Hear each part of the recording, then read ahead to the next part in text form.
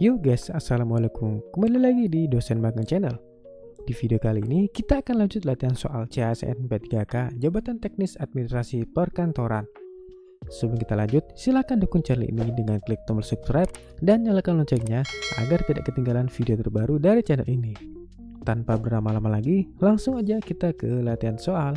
Let's go. Soal nomor 1. Apa yang dimaksud dengan digitalisasi arsip? A. Mengubah dokumen fisik menjadi format digital. B. Menghancurkan dokumen lama. C. Menyimpan dokumen dalam folder disk. D.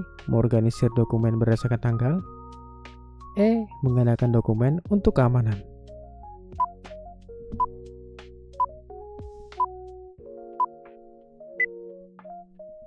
Jawabannya adalah A. Mengubah dokumen fisik menjadi format digital. Kita lihat pembahasannya. Digitalisasi arsip adalah proses mengubah dokumen fisik menjadi format digital untuk memudahkan penyimpanan, pencarian, dan akses. Kita fokus ke digitalisasi ini. Digitalisasi ini adalah konversi dokumen fisik menjadi format digital. Kalau opsi B, C, D, E itu hanya treatment untuk dokumen fisik, seperti menghancurkan, menyimpan dokumen, mengorganisir dokumen, dan menggunakan dokumen. Seperti itu. Next. Soal nomor 2. Dalam sistem informasi manajemen, apa fungsi dari database? A. Menyimpan informasi secara terpusat. B. Mengirim email. C. Mengatur jadwal rapat. D. Mengelola inventaris. E. Menyusun laporan keuangan.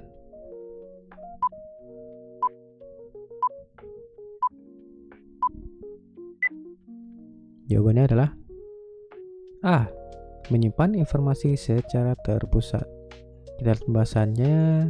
Database dalam sistem informasi digunakan untuk menyimpan informasi secara terpusat, memudahkan akses, pengelolaan, dan analisis data. Jadi fungsi database itu seperti itu ya teman-teman. Database ini ibaratkan rumah dari seluruh informasi. Jadi pusat segala informasi yang diperlukan oleh kantor, diperlukan oleh organisasi atau instansi.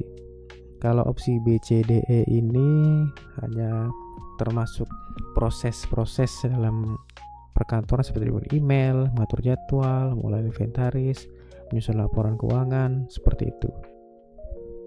Next. Soal nomor 3. Apa yang harus dilakukan jika ditemukan dokumen yang hilang dari arsip fisik? A. Mengabaikan dan melanjutkan pekerjaan. B. Menghubungi pihak terkait untuk mencari dokumen. C. Mengganti dokumen dengan yang baru. D. Menyimpan salinan dokumen yang sama. E. Menghapus referensi dokumen dari sistem.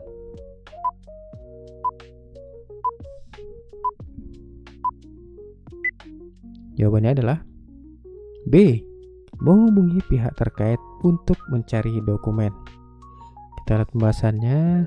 Jika dokumen hilang, langkah pertama adalah menghubungi pihak terkait untuk mencari dan mengidentifikasi dokumen yang hilang sebelum mengambil tindakan lebih lanjut. Kalau dilihat dari opsi A itu mengabaikan dan melanjutkan pekerjaan, itu kurang tepat karena kita menjadi orang yang abai dalam bekerja. Kemudian C. Mengganti dokumen yang baru, itu juga tidak tepat karena langkah pertama saja belum dikerjakan. Kalau yang C itu mengganti dokumen dengan yang baru, itu akan memboroskan waktu malahan. Kalau opsi D menyimpan salinan dokumennya sama, itu dalam proses penggandaan ya, tapi ketika kita sedang mencari dokumen yang hilang dari arsip fisik, langkah pertama tetap menghubungi pihak terkait. Pihak terkait itu siapa? Bisa jadi kita melacak dari lembar keluar masuk atau lembar simpan pinjam. Kemudian yang E, menghapus referensi dokumen dari sistem, itu sebenarnya tindakan yang kurang bertanggung jawab ya. Next. Soal nomor 4. Apa yang dimaksud dengan pengelolaan surat masuk? A. Membalas surat yang diterima. B. Menyimpan surat dalam arsip. C. Menyortir dan mendistribusikan surat ke departemen yang relevan. D. Menghapus surat lama. E. Mengatur jadwal pengiriman surat.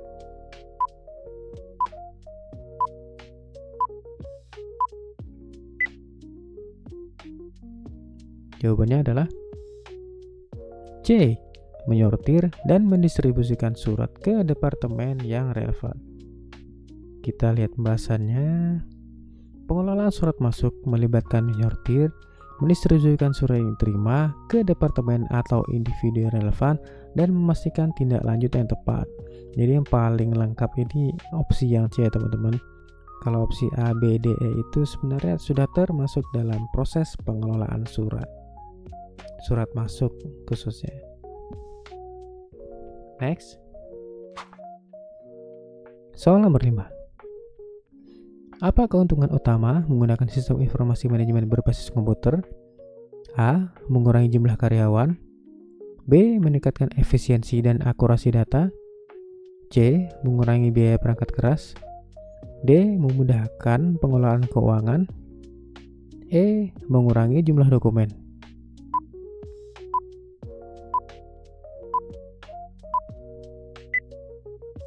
Jawabannya adalah B. Meningkatkan efisiensi dan akurasi data. Kita lihat pembahasannya. Sistem informasi berbasis komputer meningkatkan efisiensi dan akurasi dalam pengelolaan data, memudahkan akses informasi, dan mendukung pengambilan keputusan yang lebih baik.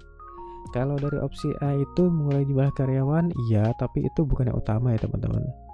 Kemudian di opsi C ini mengurangi biaya perangkat keras, sebenarnya sistem komputerisasi itu memakan biaya malahan, jadi kurang tepat.